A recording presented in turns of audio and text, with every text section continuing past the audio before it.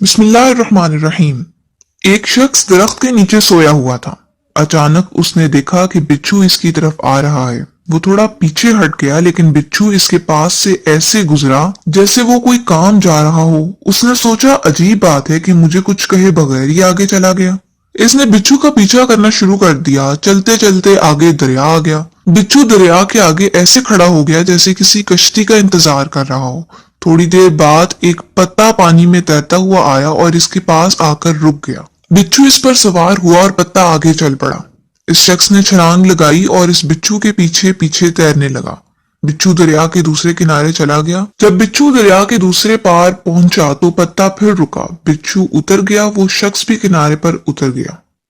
बिच्छू चलता चलता दूर एक टेले के पास एक आदमी के पास पहुंचा जो सोया हुआ था।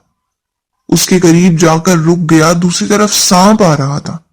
जैसे ही सांप इस सोए हुए शख्स को डसने लगा तो बिच्छू ने सांप को डस लिया। यूं सांप मर गया। बिच्छू आगे चला गया। वो शख्स जो बिच्छू के पीछे पीछे यहां तक पहुंचा था, इस सोए हुए के पांव पड़ गया। वो जाग गया तो इसे कहने लगा कि आप तो बड़े बुजुर्ग हैं। इसने पूछा, क्यों, क्या हुआ?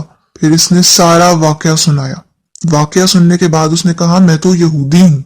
उस शख्स ने यहूदी को छोड़ा और सर सजदे में रख दिया और कहा कि ए मेरे मालिक, तू एक बंदे को बचाने के लिए इतना बड़ा कारखाना चलाता है, तू मेरे बारे में इससे भी बेहतर कर रहा होगा। रियल डायरी पीके चैनल को सब्सक्राइब करके घंटी के बटन को दबा दें ताकि हकाइक और दलाइल से भरपूर मालूमात सबसे पहले आपको मिल सके।